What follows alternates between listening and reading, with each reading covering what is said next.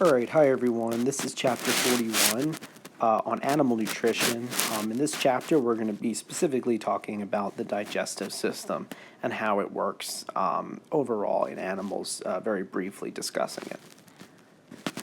So, why do we need to eat food?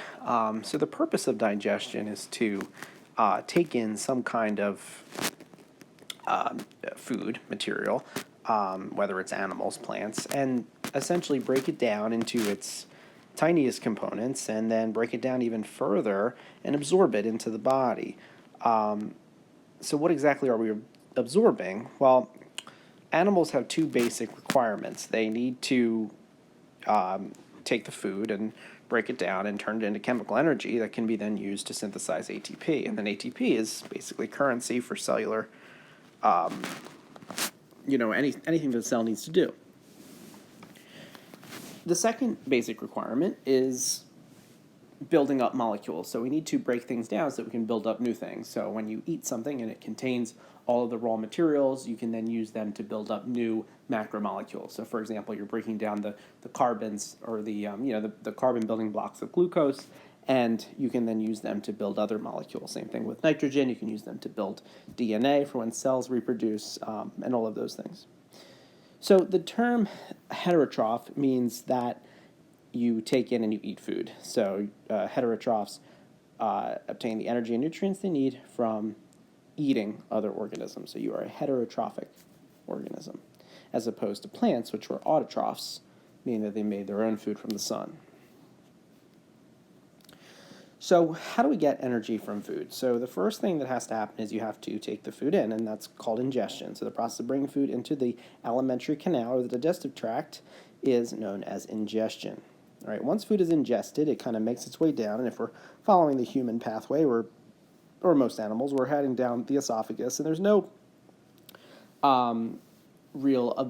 there's no absorption that takes place in the esophagus. It's just a passageway into the stomach, and then in the stomach, more digestion takes place, but we start to get a little bit of absorption taking place there.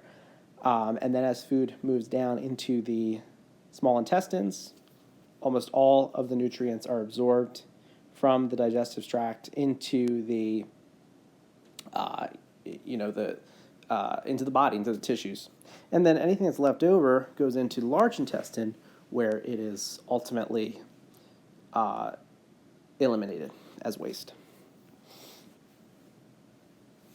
So what are nutrients? So I've been mentioning nutrients. So animals get the chemical energy they need and the carbon-containing building blocks from major macromolecules. So when you eat food, food is broken down into various proportions of carbohydrates, proteins, fats, also nucleic acids as well, but they don't go towards nutrition or nutrients. They go towards building more nucleic acids. But carbohydrates are used to provide really short bursts of energy. Your brain relies on carbohydrates mostly for energy. Proteins are used for building up body structures like muscles. Fats are used for long-term energy storage. Okay, and fats are important in insulation and also important in the nervous system, coating the lining of the myelin sheath, which we'll talk about in a later chapter. We can break down these macromolecules into their components, and then those are used. So carbohydrates are broken down into sugars and glucose, which we then get ATP and energy from through cellular respiration. Proteins are broken down into amino acids, and there's essential amino acids that we need to get from food, and those amino acids are used to build new proteins. Fats are broken down into essential fatty acids, and the fatty acids are used to build up, like I said, those important fats in the body. So vitamins we only require in minute amounts, and vitamins function as being cofactors and enzymes, so they kind of help to speed up chemical reactions. And there's different vitamins that have various functions. There's a slide coming up. We'll look at some of them in a second. But in reality, we really only need a small amount, trace amounts of vitamins. So, and mostly all of the vitamins that we get from eating a very balanced diet. So if you take a multivitamin, you're usually getting more than the required amount, which in some cases is fine, no problem to take that multivitamin, but you have to be careful. Some of the vitamins can build up. There's other inorganic substances that are important enzyme cofactors. So remember, a cofactor binds to an enzyme and elicits a response. Some are structural materials, and some are electrolytes, and these are all minerals. So things like iron, copper, that kind of stuff are all minerals. So here's some important vitamins required by humans. It's kind of interesting. You might want to reference this table, for your homeworks and your exams. But you've got vitamin B1, B2. These are really important in synthesizing various proteins, nucleic acids, formation of red blood cells as well for B12. B1 is important in the citric acid cycle, which is an important part of cellular respiration. Niacin, folate, vitamin C, very important in immunity. Okay, it's a cofactor in the immune system. Vitamin D aids in the absorption of calcium, right? So these are important vitamins. And if you take a multivitamin, you'll get these. Right? But again, you'll get them from all these various sources as well. So if you eat these things, you'll end up getting the vitamins just as well. Here's some minerals that I was talking about. Some of these. So these are major elements that your body needs. I mentioned iron as being an important one in hemoglobin synthesis in the blood. Iodine's important in the production of the thyroid hormone T3, thyroxine. If someone is iodine deficient, they'll end up with this goiter, which is an enlargement of the thyroid gland. So very important in that formation of T3. Fluorine is important in health of the teeth and gums. Some of these you wouldn't think of. You wouldn't think about chlorine, right? But think about sodium chloride as being a part of salt, right? And you do need that as well. Chlorine ions help to balance out salt ions, so you do need those. So again, just kind of reference these major minerals. All right, so let's look at the digestive tract here briefly. So there's two general designs of the digestive tract in animals. So we have a complete digestive tract, number 2, but some animals have a incomplete digestive tract where there is just one opening called a mouth anus for the ingestion of food and the elimination of wastes. So the mouth opens into this cavity where digestion takes place. So a jellyfish has something like a incomplete digestive tract. Sea anemones have this as well. Complete digestive tracts like ours have two openings, one for ingestion and one for elimination of waste to the mouth and the anus. Interior of this tube communicates directly with the external environment via these openings. So that means that really the digestive tube, if you think about it, is not really in your body. Okay, it is obviously in your body. We're not externally digesting, but something can go right through your alimentary canal and never actually come into contact with your inner body tissues, right? So it is open end to end.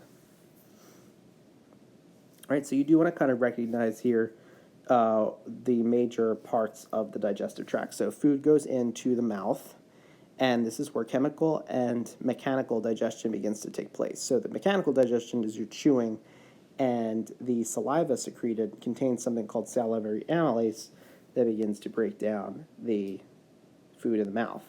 In the esophagus, there's no digestion or absorption taking place. Food is just being transported down into the stomach. Okay, now in the stomach, you get some churning and a holding chamber. Protein is digested here, and some absorption takes place. I'll come back to some of the accessory organs in a second, but from the stomach, food will then move into your small intestine, which is all coiled up in here, and this is where we find mostly all of the all of the absorption happening here. Notice how large that is. There's a lot of surface area for absorption. So as the food makes its way through, all of the good stuff is leached out of the small intestine through the wall. Okay, so once whatever's left then makes its way into the large intestine, and here the only digestion that's really taking place is with the help of bacteria. Symbiotic bacteria in there is going to help digest any remnants, anything's left in there, but mostly just water is being absorbed at this stage, and then whatever's left is excreted as feces, which is waste. So along the alimentary canal, there's some helper organs. So these are the accessory organs. So I mentioned salivary amylase being an enzyme that starts to digest carbohydrates. It also supplies lubrication, saliva. The liver is very important. So one of the things listed here among its many, many, many functions, that it secretes molecules that aid in fat digestion, but it also does a heck of a lot more, and we'll see a little bit of that later on when we talk about insulin and glucagon. The gallbladder stores bile, which is a secretion from the liver, and bile works to emulsify fat, like I said, in fat digestion, but it only it makes it continuously, and the gallbladder will store it for when food is in the alimentary canal. Pancreas, again, has multiple functions as well, and the pancreas is involved in insulin and glucagon and the response to high levels of blood sugar. Its digestive function, that's its endocrine function. Its digestive function secretes enzymes and other materials into the small intestine to aid in digestion. Okay. So this figure is showing you where major digestion of the three macromolecules take place. So carbohydrates begin their digestive journey in the mouth, salivary amylase. Okay. By the time the carbohydrates get to the small intestine, they're broken down into monosaccharides, which are simple sugars, your glucose, your fructose, galactose, and your disaccharides and trisaccharides, which are bigger sugars, like your maltose and your sucrose. And then from there, they move through facilitated diffusion and co-transport into the cell membrane of an epithelial cell in the small intestine to ultimately move into the bloodstream. So pretty simple and fast when it comes to carbohydrates. Lipids are your fats. So lipids are broken down by lingual lipase in the mouth, a little bit, start there. And then the major digestion of fats takes place with the aid of these bile salts and pancreatic lipase, so emulsifying those fats. So fat doesn't interact well with water, so it needs to be wrapped up in this packaging, and that's what that is.